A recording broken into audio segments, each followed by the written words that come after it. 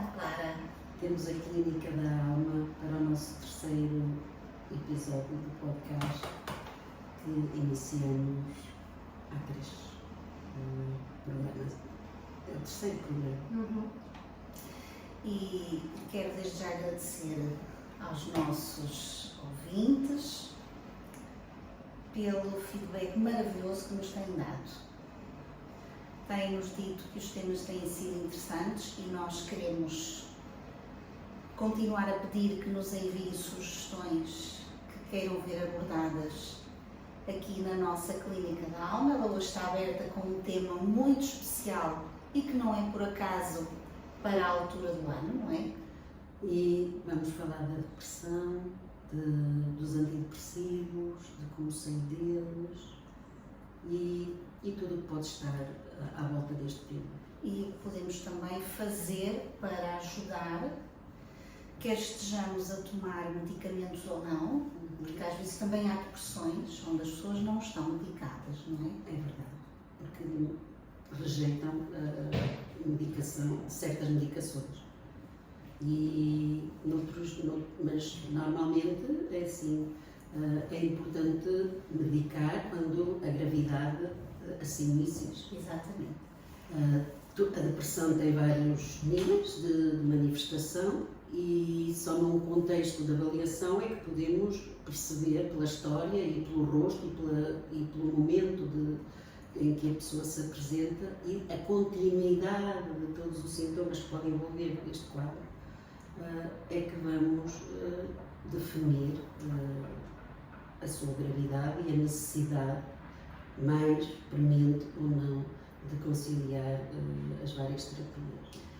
A medicação antidepressiva é uma medicação que tem que se manusear com conhecimento e porque tem de ser adaptada também aos sintomas que a própria depressão traz. Eu acho que é muito importante nós começarmos com uma pergunta que é, mas afinal o que é uma depressão? A depressão tem vários rostos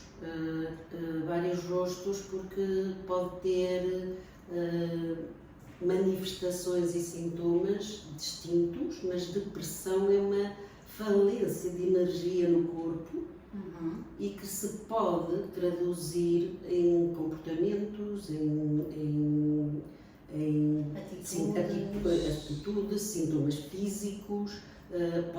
Muitas vezes associa-se a depressão à tristeza, mas nem sempre é tristeza que se revela, porque pode ser uma depressão irritável ou pode ser uma depressão apática. Tudo depende do modo de funcionar e da história do indivíduo que assim está. Mas percebemos de algo que é comum apresentar uma falência, uma incapacidade de fazer atividades que habitualmente faziam ou de manifestar sentimentos positivos que não é habitual que tinham e que deixam de ter. E depois há muitas perturbações, muitas vezes somáticas, as questões de sono, que é sempre uma questão muito latente. Ou por excesso ou por defeito, correto? Mas há pessoas que não dormem e há pessoas que dizem assim, por mim estava sempre a dormir. E há outros que dizem eu não consigo dormir. Exatamente, sim. Não conseguir dormir, eles conseguem sempre um bocadinho, porque nós não vivemos sem dormir, correto? É mais uma força de expressão das pessoas que dizem que nunca... Mas não têm um sono repousado. Exatamente, bem reparador.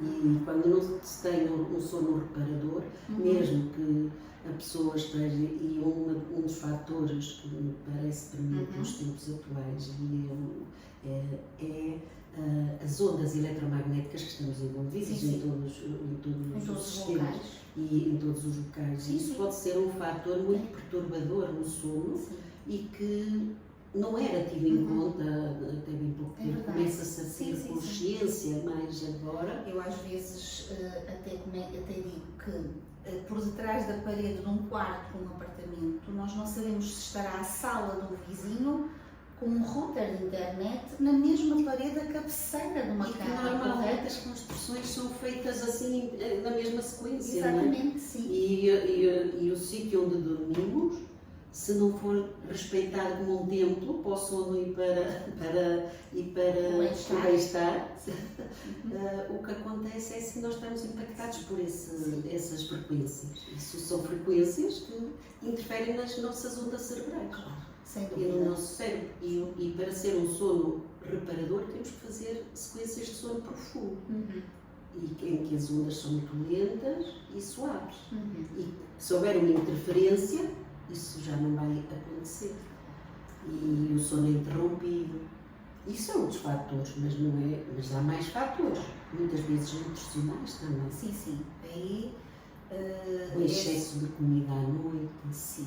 Já pegamos neste sintoma de sono. Há bocadinho que nós falamos, por exemplo, numa depressão mais reativa, habitualmente o órgão que pode estar a alterar no nosso corpo é o nosso fígado.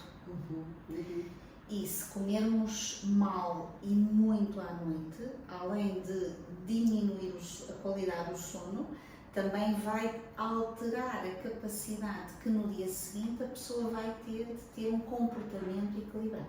O próprio tempo de digestão é muito maior à noite do que durante o dia. Nós podemos introduzir aqui um tópico que eu acho que é muito interessante, que é, hoje em dia, eu observo na nossa sociedade muita necessidade de proteína. As pessoas acham que têm déficit de proteína e que têm sempre que fazer reforço de proteína, comer muita proteína, e pessoalmente eu não sou a favor desse excesso. Nós temos que comer proteína sim, mas a que horas? Em horas que sejam fáceis de digerir. Que tipo de proteína? A qualidade importa. A qualidade importa e depois a quantidade. E a quantidade também. Sim. Portanto, não é aleatório a todas as refeições nós estarmos proteína. Portanto, a moderação, o caminho do meio. Também no evoluir da idade, as necessidades vão variando. Sim. E temos que ajustar em função desse. E também as próprias patologias crónicas associadas. Sim. E que uma pessoa depressiva traz várias patologias, muitas vezes associadas. Claro, é uma doença cruzada. Cruzada com outros problemas que são identificados como independentes, mas que na realidade podem todos estar interrelacionados, não é? Assim, a inflamação é uma base para todos. Geral a tudo. Que está em todas as nossas células, não é? Assim. E quando há essa falência de uma inflamação global ou uma falência dos organelos que estão muito importantes e que se vão deteriorando com este processo, que são as mitocôndrias, não é? E elas são as fábricas de energia e elas precisam de ser estimuladas e nutridas para poderem voltar a funcionar. Para mim, na medicina natural, há 3 estruturas celulares que é muito importante olhar aqui, que é as mitocôndrias, sim, porque elas formam o ATP, que é a energia, não é? Que vai permitir que aquela e outras células funcionem de uma forma adequada.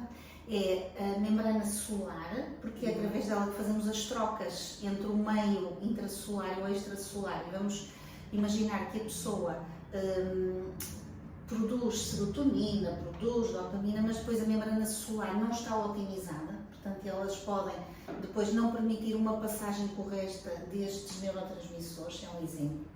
E depois também, para mim, é todo o material genético que temos no núcleo e que muitas vezes com tantas toxinas nós já começamos a ter alterações celulares profundas e que depois toda esta produção de neurotransmissores vai afetar. A conjugação dos antidepressivos, eles vão atuar a nível da membrana celular. E veja o que depois fica nessas toxinas, a nível do próprio. Ficam fragilizadas as próprias membranas, porque estão impedidas de deixar entrar a serotonina que a célula teria numa naturalidade de conseguir captar novamente. Não é? E esse aspecto foi algo que fui despertando também ao longo da vida e na medida que intuitivamente fui aprendendo que quando dava suporte de vitaminas, eu conseguia, por exemplo, fazer mais facilmente a retirada dos antidepressivos. E antidepressivos. com a explicação desta conjugação das mitocôndrias, que são as fábricas de energia que deixam de funcionar e não estão tão hábeis a produzir energia. E os antidepressivos que bloqueiam ali a captação dos mediadores que iriam para dentro da célula e que dariam ainda mais déficits à pessoa. Conjugar o apoio celular com o apoio nutricional e conjugar com os antidepressivos é como trabalhar em todas as frentes. Os nossos ouvintes agora deviam, de certeza, que nos estão a perguntar assim: e quais são essas substâncias? Vamos dar exemplos para que possam tomar e possam melhorar-se, independentemente de ser uma depressão ou não, mas neste caso é fundamental. E então poderíamos aconselhar a coenzima Q10, que é um dos grandes nutrientes da mitocôndria. Podíamos aconselhar o ômega 3, a fosfatidilcerina, que são nutrientes para as nossas membranas celulares, não é? E não se esquecerem nunca de fazer a desintoxicação, porque para mim é importante não só aportar, mas também desintoxicar. E aqui desintoxicar o organismo no todo. É curioso porque eu comecei a ter melhores resultados nesse desligar dos antidepressivos quando aprendi homeopatia e aprendi uma classe de homeopáticos que eram específicos aqui para a parte mental. E então sempre o detox é introduzido e também um que vai ativar a atividade das mitocôndrias. E quando comecei a introduzir isso e a conjugar com a retirada dos antidepressivos, as pessoas aguentavam muito mais tempo sem ir. Claro. Porque chama-se muitas vezes recaída depressiva. Porque a pessoa aguenta, passa ao verão, retira no verão e tem mais vitamina D, que também é um dos fatores, e é um dos rostos dos rostos da depressão, é a falta de vitamina D. Muitos deles, porque às vezes só dando vitamina D a pessoa começa a melhorar. E é isso até após a pandemia começou-se a estar muito mais atenta na parte da saúde em geral, com esse aspecto, porque percebeu-se que mesmo para a imunidade temos níveis de vitamina D sustentáveis, é muito importante, não é isso? Mas conjugando estes fatores, a saída dos antidepressivos pode ser mais suave e não dar tantos efeitos que se percebem como a retirada de alguns, e há antidepressivos que são mais reativos e depois também depende de cada pessoa que os toma, também pode ser mais sensível, alguns mais sensíveis que outros nessa reatividade, não é assim? Mas ao rosto eu gostava de alertar era para a confusão muitas vezes tristeza e depressão. As pessoas podem estar tristes e não estarem deprimidas. Tristeza é uma emoção natural e que todos temos e vamos ter pela vida fora, porque há circunstâncias que nos põem tristes, mas a depressão é um quadro, um conjunto de vários fatores que já foram enumerados, alguns deles, os principais, e mais prolongado e constante no tempo. É importante referir isso. E perceber que a depressão tem que ser tratada, porque se não for tratada, a pessoa pode entrar num estado de vazio geral, de necessidade. E até perda de vontade de viver. E em estados graves, a ideação suicida e tudo isso pode vir. Eu às vezes até digo às pessoas, quando me dizem sobre retirar os antidepressivos ou que ele não faz nada, esse é um exemplo que ele pode estar a atuar, que é na prevenção da vontade de tirar a própria vida e a pessoa nem se apercebe, portanto tem que ter algum cuidado aí. E muito, não é? É verdade. Também há o rosto daquela depressão que se apresenta vitalizada, com uma tristeza muito profunda. E isso muitas vezes são lutos não vividos, lutos travados no tempo, porque não houve oportunidade de partilhar. E depois trata-se com depressão e na realidade pode ser muito bem resolvido com terapia. Porque fazer terapia ao luto, e isso é falando, é exprimindo, é perceber as necessidades daquela pessoa que viveu ou perdas várias ou lutos vários, Na nova medicina germânica, uma das condições para adoecermos é não verbalizar o choque. E essas circunstâncias são todas de choque. São todas de choque. E então isso é importante e até pode ser um aspecto para poder ampliar um bocadinho. Eu um dia destes estava a ouvir um astrólogo que eu gosto muito, que ele é colombiano, e ele disse uma coisa para mim que foi muito interessante. Ele disse: nós todos temos tendência a fugir do trauma. Nenhum de nós quer sentir, mas desde que nascemos a nossa vida é constante trauma, correto? É verdade. E então, mais importante do que fugirmos do trauma é quando ele acontece, isto precisamente, que é partilhar, é poder verbalizar e perceber que há soluções. Mas a sociedade afastou-nos um pouco disso, não é? Afastou. Eu lembro que em criança havia aquelas senhoras que chamavam as carpideiras e iam apoiar as famílias no choro. Eram chamadas para apoiar para os funerais. Eu lembro de ser sim. pequenina e aí havia isso lá na minha aldeia. E eu não sabia porque é que iam para lá chorar tanto, mas na altura aos meus olhos de criança, mas era algo que apoiava as famílias nesse choro, não é? Sim. Mas há muitas culturas e a forma como vivem também a morte, temos que sempre adaptar à cultura de cada ser humano. E à preparação de cada um. E à preparação de cada um. Mas muitas depressões são vitalizadas porque os lutos não são perdidos. Sim, é verdade. E há muito tipo de luto, não é só a morte de uma pessoa. Podem ser, correto? Pode ser perdas. Há perdas. Perdas de pessoas vivas, perdas nos relacionamentos, perdas de amigos, de trabalhos, das casas. Tudo isso há um luto, há algo que temos que fazer nesse sentido. É evidente que nos superamos, mas quando acumulamos vários, a carga começa a ficar muito pesada e então a depressão tem o rosto de um peso, não é? Nessas circunstâncias. As pessoas dizem muitas vezes isso, é pesado, ando com um peso, sinto um peso nas costas e carrega-se, porque não há espaço, não há tempo para partilhar e falar. Eu acho que também é muito importante nós falarmos aqui na diferença entre a depressão e aquilo que antigamente nós chamávamos muito de esgotamento, não é? Mas no vulgo muitas vezes diz: estou com uma depressão, estou esgotada. Exatamente, e é importante mostrar essas diferenças e agora, pronto, com a pandemia começou-se a falar muito do burnout.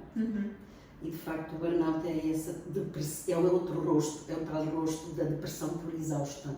Durante muito tempo eu não tinha rótulo para isso, porque o DSM não contemplava, mas eu então escrevia que a pessoa estava com uma depressão por exaustão, porque trabalha mais, porque tem muitas atividades a fazer, principalmente as mulheres são muito achacadas, mas os homens começam a estar muito também sobrecarregados, principalmente com a pandemia, com este tipo de trabalhos que começou a ser frequente, viagens, os fusos horários, isso há uma exigência grande ao corpo, não é? Ao corpo da pessoa, à mente da pessoa e à funcionalidade. Aqui podemos falar um bocadinho, que eu acho que é importante até para também darmos os conceitos até naturais, que enquanto que aquela depressão que temos vindo a falar até agora se centraria talvez mais numa serotonina, numa dopamina, e esta talvez mais nas catecolaminas, ou seja, nós temos aqui mais um desgaste, porque temos alterações de cortisol, de adrenalina. E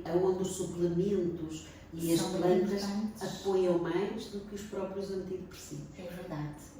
É assim, é importante numa fase de arranque ali um tempo, mas aquilo que de facto repara é quando a pessoa começa a tomar os suplementos, as vitaminas, para se nutrir. E para mim a primeira coisa a fazer é nivelar o cortisol.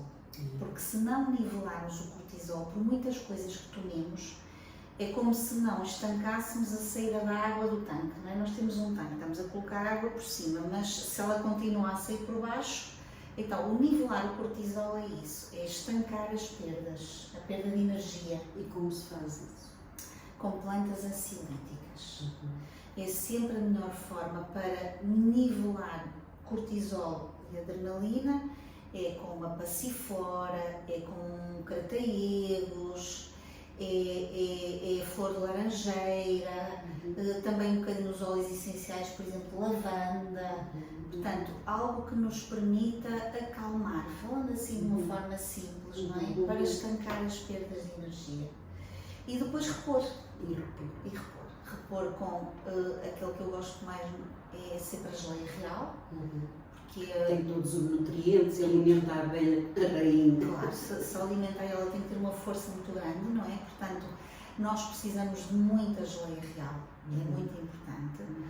E também há uma coisa que nós não podemos suplementar, mas podemos prescrever, que é descanso. Esse era o recurso que eu usava antes de conhecer estas fórmulas. Eu dava autorização para que dormisse e fizesse tudo aquilo que o corpo está. E aí tem muita indicação de parar.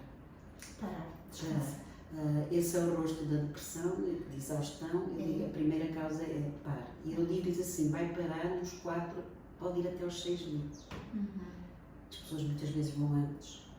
Mas quando reparam e cuidam e entram num processo terapêutico e aprendem a mudar o seu estilo e a compreender a razão porque chegaram ali, é assim, a vida dela transforma-se. E nestas situações eu já fazia, eu escrevia quando era relatórios, eu já escrevia essa coisa, eu dizia depressão por exaustão, que era assim que eu traduzia burnout, por inglês, mas que ainda não estava contemplado, e é recente ainda a contemplação da depressão por exaustão no DSM.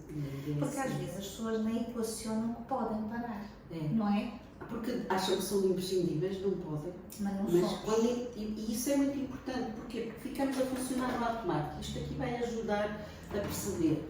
Nós aqui neste cérebro, ele é constituído por 2, não é? Mas desta linha branca para baixo, ele é 1. E nós deixamos de ter acesso ao comando, ao nosso ordenador. E andamos aqui em tudo que temos automatizado. E é esta parte profunda do cérebro, que é onde tudo funciona muito rápido e funciona por instinto e a uma velocidade extraordinária de muitos bits por segundo. 40 milhões, enquanto que o nosso ordenador, aquele que nos dá relaxamento, ou o nosso cérebro criativo, que fica aqui nesta parte, que é o chamado parte pré-frontal, o que acontece é que não temos acesso a ele pela sobrecarga que está aqui e porque disparam todos os alarmes, não é? Exato. Até à exaustão. Quando nós estamos em emoções de sobrevivência, não é? Nós não racionalizamos. Não temos acesso aqui a esta parte do cérebro, que é quem nos regula. Claro. E para isso temos que aprender também fórmulas, e há mais formas naturais de nos autorregularmos, como a respiração. E a maior parte das pessoas também parece que desaprendeu a respirar de uma forma plena. Então é assim, o exercício de respiração, focar na respiração e ensinar. Respirar para a barriga, não é? Não ficar aqui. Com a respiração bem funda, enchendo os 3 lobos dos nossos pulmões, assim vai levar mais ar, mais oxigênio, porque em stress oxigenamos menos o cérebro e mais os músculos. Estamos prontos para o ataque, para a ação, ou para congelar, ou para fugir.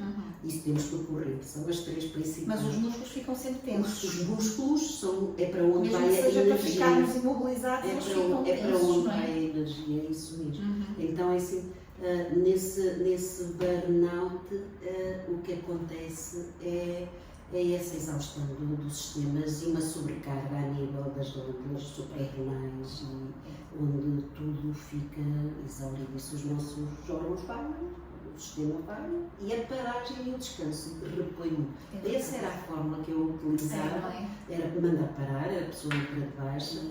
E no início é muito difícil, porque são pessoas que muitas vezes dizem não posso parar, tenho que andar. Eu não me entrego à doença. São pessoas muito resilientes para o trabalho e para as funções, mas depois aprendem a gerir isso de outra forma. Para mim é tão importante o parar e o descansar. Por exemplo, quando eu recebo pessoas vamos imaginar, com cancro, e as pessoas querem continuar a trabalhar, eu desaconselho. Porquê? Porque o corpo precisa de dirigir a sua energia para a cura. A reparação. A reparação, sim. E porque é uma sobrecarga de muito para as células, não é? Exatamente, E para sim, tudo o que sim, está a sim. acontecer, seja para recuperar a cicatriz, seja É para verdade. recuperar tudo que a nutrição Os vá para tratamentos. reparar a inflamação gerada, não é Sim. isso? Tudo isso é importante ter em conta. E também havia outro rosto da depressão, que é a depressão pós-parto. Há bocadinho lembrei-me dela quando falamos em perda de energia. Perda de energia. Porque um parto traz muita perda de energia para a mulher. É verdade. E principalmente porque uma coisa que me dou conta muitas vezes, e acho que em geral vão sentir isso, é cuida-se muito da mulher e dá-se vitaminas à mulher enquanto está grávida. Acaba a gravidez, a mãe fica solta e cuida-se do bebê. É verdade. E depois a mãe fica solta e está exaurida, as noites mal dormidas, os ritmos que se mudam, as hormonas que se alteram. Na vida. E a energia melhor da mulher vai para o bebê. E se ela não se nutrir adequadamente, ou se não alimentar adequadamente, Descansar adequadamente. não descansar, não tiver o suporte e apoio, e nos tempos atuais esse suporte e apoio nem sempre está presente. É verdade. E o que acontece, as mães ficam exauridas. Nas constelações familiares nós temos um circuito de nutrição e aqui neste caso é o homem nutre a mulher para a mulher nutrir a cria. Então esse suporte é muito importante e eu vou dizer isto e não quero que pensem que é uma questão de ser machismo ou não é machismo, mas às vezes as senhoras chegam ao pé de mim e dizem: meu marido não me dá fralda, porque o meu marido não sei o quê, porque ele não sei o quê com o bebê, que ele não brinca com a criança. E a minha pergunta é, e assim ele nutre-a? Porque se calhar é muito mais importante estar nutrida pela energia masculina, a mãe, não é? E a mãe então ter esse energia suporte para dar para ao o bebê, não é? Do que muitas vezes estas pequenas exigências que fazemos e que quando não sabemos fazemos instintivamente, mas que é muito importante conhecermos estes circuitos. Este tema, quando eu, no início da minha carreira, eu era procurada porque me conciliei sempre fazer psicoterapia e pronto, e a psiquiatria. Quando havia alguém que queria engravidar e estava a tomar antidepressivos, mandavam-me, os colegas que me conheciam, mandavam-me as pessoas para eu cuidar.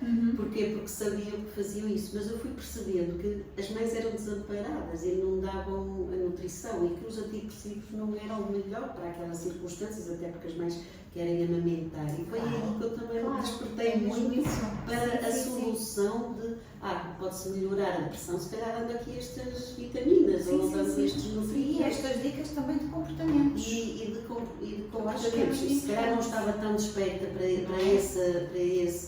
esse conceito que traz das constelações, mas que intuitivamente também sentia que era importante, porque sempre, para mim era muito importante dizer, é preciso que também haja aqui uma relação homem-mulher, porque as mães depois também se desligavam dos homens e depois os homens também reagem a isto. Sim. E há um afastamento, não é? Há um distanciamento e depois é o conflito que se gerava de não haver intimidade no casal e isso era assim, eu também sempre estimulava para que o casal não perdesse a sua intimidade.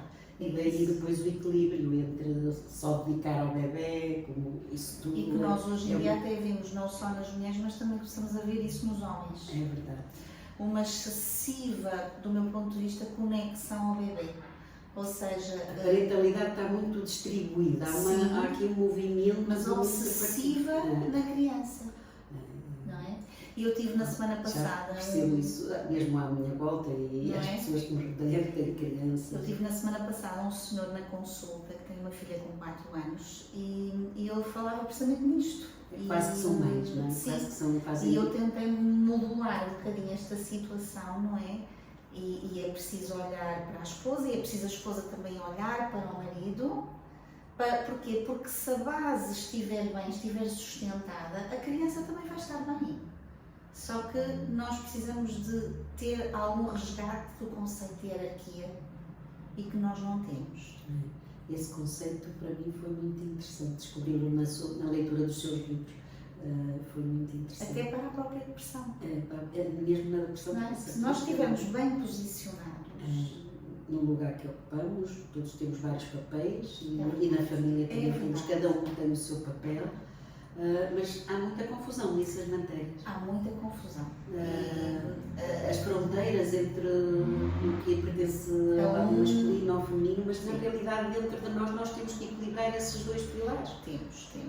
Temos, mas também somos seres complementares, ou seja, Uhum. também podemos ir fora buscar alguma complementaridade, porque também Aquilo que eu não tenho tanto, o meu companheiro, o meu marido, a E minha vice-versa. esposa e a minha companheira, é precisamente assim, isso. vai-me suprir, Também. nutrir, e se olharmos por um lado da nutrição, é dizer que bom que tu tens, eu aparo mais nisto, porque estes são os meus dons. Isso vai bater nos dons, não é? Até De porque cada um. aquela depressão que falávamos do cansaço muitas vezes vem porquê? Porque agora também estamos numa era onde parece que nós temos que ser autónomos e sozinhos para tudo. Independentes para Não tudo. é? Senão parece que não somos normais. É ou não é?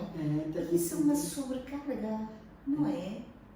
Eu acho que na minha geração nós tornámos isso, porque tornámos assim achar que podíamos suprir tudo, porque quisemos trabalhar, quisemos avançar, independência financeira de maridos, de tudo, e depois quando temos filhos, é aí que as mulheres ficam em sobrecarga, porque depois é assim, os maridos, eles estão muito mais focados e centrados nas tarefas, mas isso foi da minha geração. Sim.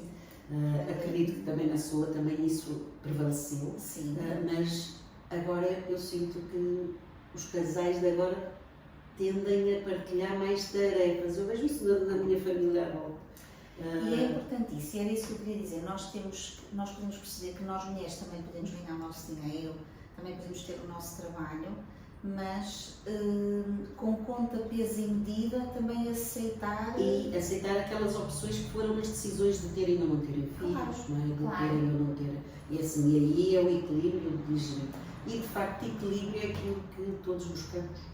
É aquilo que precisamos para as nossas células, E é o importante para para as nossas relações, e na depressão, quando ensinamos a pessoa esses limites, essa gestão, e que não tem que suprir tudo, porque as super-mulheres estão aí, e nós podemos E ser os super-homens também. e os super-homens estão aí, e também muitos homens naturalmente, assim começa a ver esta necessidade de Equilibrar. fazer menos, de equilibrar. E as pausas são importantes, Isso mesmo. mas também temos que fazer pausas muitas vezes para ir para a natureza, Sem e é dúvida. outra forma Sim. de reequilíbrio. Fazer exercício físico. Fazer moderado. coisas diferentes que não era habitual. Se calhar, olha, eu já não vou ao teatro ou uma exposição há muito tempo, e se calhar fazer E isso pequenas de diferente. coisas. Eu costumo dizer, é fazer férias nos dias de trabalho. Sabe o que é que eu no outro dia fiz de diferente para me tirar um bocadinho do mindset sempre do trabalho? Há muito tempo que eu não grelhava comida, ou seja, eu não sou a favor dos grelhados, mas este verão decidi comprar Um grelhador para sim, fazer o barbecue. um barbecue. E então parece que não, andar ali a acender o fogo, É fazer ritual. E eu disse, isto abstraiu-me mesmo. E Uma quando coisa tão como já uma simples. energia boa, Não é é? assim, tudo transmuta, não é? E uma coisa tão simples. Simples, é não verdade. É dizer, não é nada... voltamos a fazer aqui uma coisa à moda antiga. com as mãos. E até isto do apagão, eu vi isso nas ruas, não é? Porque assim, é uma forma de voltarmos a recuperar, a fazer a comida de outras maneiras, não é? Eu E até os nossos pensei, ancestrais começaram a fazer se assim. vier outro apagão, eu acendo o meu barbecue e meto o tacho lá em E cima. lá em cima, e é uma solução. E é uma solução prática. Prática, simples, É não mesmo é? isso, sim. Eu não queria deixar de passar este tópico que é muito importante, que é esta é a altura para fazermos o chamado desmame ou retirada progressiva do antidepressivo. Sim. Sim, é verdade. Estamos no verão? O verão, as estações estáveis, ou onde a temperatura é estável, são os momentos que eu beneficio para essa retirada. E por isso eu oriento sempre os pacientes quando eles me perguntam, doutora, eu posso tirar um medicamento? Eu digo assim, vai tirar quando o tempo estiver calmo. Antigamente as estações eram mais nítidas, agora estamos com as estações menos definidas. Eu digo, quando tiver a temperatura mais estável, seja no frio ou seja no calor, quer numa estação, quer noutra, é como se não se sente, o corpo está mais dormente também, e aí pode explicar pelo seu conhecimento da medicina natural, que o nosso corpo vai ter menos reatividades à largada dos antidepressivos. Nas depressões por cansaço, estávamos a falar de exaustão, o inverno não é tão bom para mexer. Porquê? Porque o frio é uma energia mais contrativa e a nível da suprarrenal, da glândula adrenal, não é tão bom mexer nessa altura do ano. É melhor o verão. De uma forma geral, eu acho que o verão seria mesmo para todos. Se queremos assim uma só, para podermos aqui dar como exemplo, era o verão, sim. E é quando eu aconselho os meus pacientes a procurar um médico para fazer esse início de... Os dias são mais longos, a pessoa pode fazer coisas também mais benéficas, atividades mais na natureza, não é assim? Mas a parte do inverno que dá sonolência também ajuda a não sentirem tanto pelos dias mais curtos, não é? São mais horas de escuro, assim, a pessoa vai dormir e também dorme mais cedo. No verão nós fazemos então o paralelo com a retirada. Podemos aqui fazer a associação das plantas adaptogénicas, o que são plantas que nos permitem adaptar a novas situações, e a retirada de um antidepressivo é uma nova situação. Portanto, nós precisamos aqui de trabalhar um bocadinho com essas plantas. Dessas plantas. Um exemplo é o Crocus sativus, ou açafrão. O extrato, ele tem o mesmo mecanismo dos antidepressivos serotoninérgicos, portanto ele atua da mesma forma, portanto ele irá complementar. Agora nós podemos pensar assim, então mas vamos tirar um antidepressivo químico e vamos colocar um natural. Isto é para apoiar as células, porque há fragilidade, como falamos nas membranas. E como não dá tanta habituação. E é mais fácil depois a retirada deste. Sim. Uma boa nutrição cerebral aqui também é fundamental, por exemplo, com um complexo E, é muito importante. Também não esquecer as plantas que podem fazer o quê? Uma melhoria na circulação cerebral para apoiar o levar nutrientes e de oxigênio. Sim. O caso, por exemplo, do ginkgo biloba, que é tão falado. Porque é muito importante perceber que se não houver uma boa circulação e se a pessoa não tem relaxamento cerebral, assim, não chega para chegar ao cérebro, isto é contra a gravidade. Portanto, estamos a levar os nutrientes contra a gravidade. Se estamos em vasoconstrição e tensos, não passa tão fácil. Eu até costumo aconselhar a planta alpérsia, que além dela melhorar a circulação, ela também é regeneradora dos vasos. Portanto, eu acho que aqui é interessante também falarmos desta planta, não é?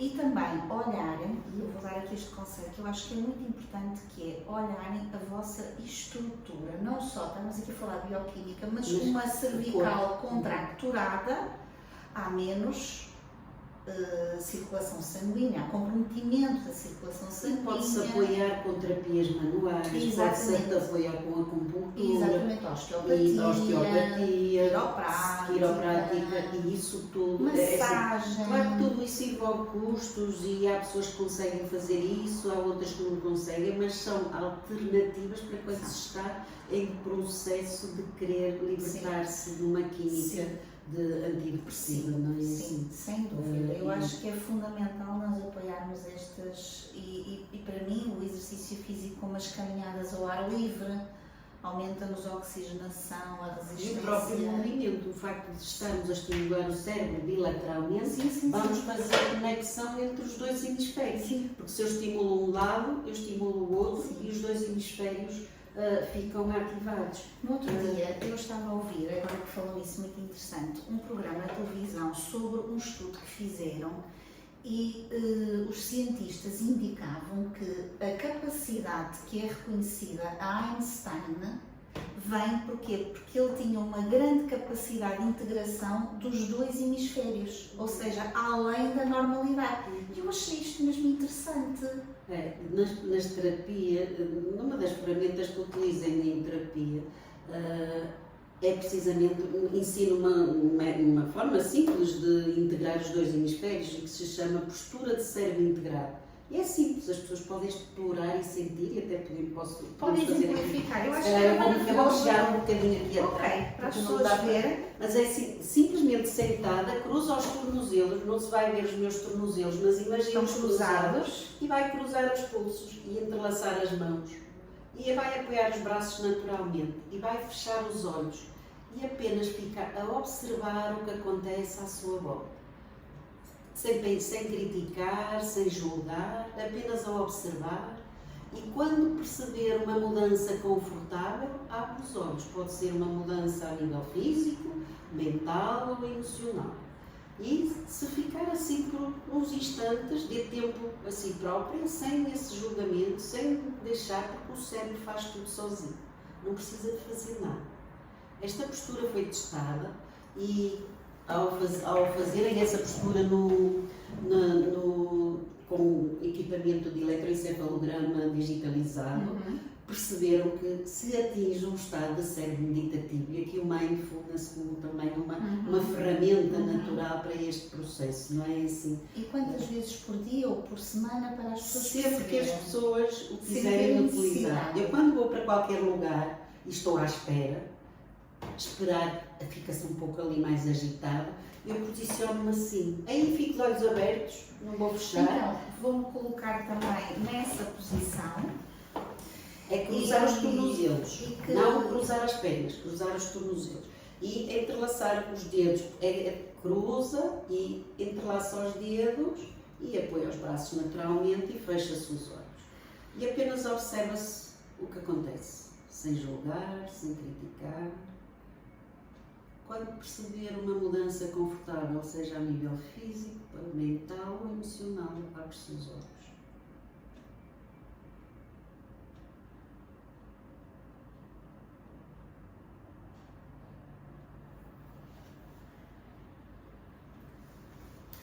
E no final, quando já conquistamos aquela postura, juntar assim as pontas dos dedos. Isto é uma postura que fixa as coisas positivas no nosso sistema.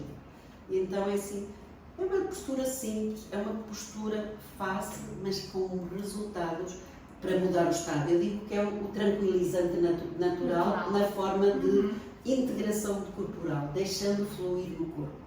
E qualquer pessoa consegue fazer isso. Nunca tive nenhuma a quem propusesse fazer isso que não mudasse o seu estado. Isto muda o estado, não trata a depressão, mas ajuda, Mas é maravilhoso. mas devolve um equilíbrio. Muda o estado, porque uma pessoa está muito agitada. Eu, atualmente, é assim, esta postura quase que faz parte, integra sempre que a pessoa está mais mobilizada nas suas emoções. E isso faz com que ela reduza o tempo de exposição àquelas emoções, mas de uma forma benéfica. E quem praticar isto vai perceber que isto funciona, que isso funciona. E que rica prenda que nos deixou aqui para os nossos ouvintes. Penso que terminamos desta bela forma, não é?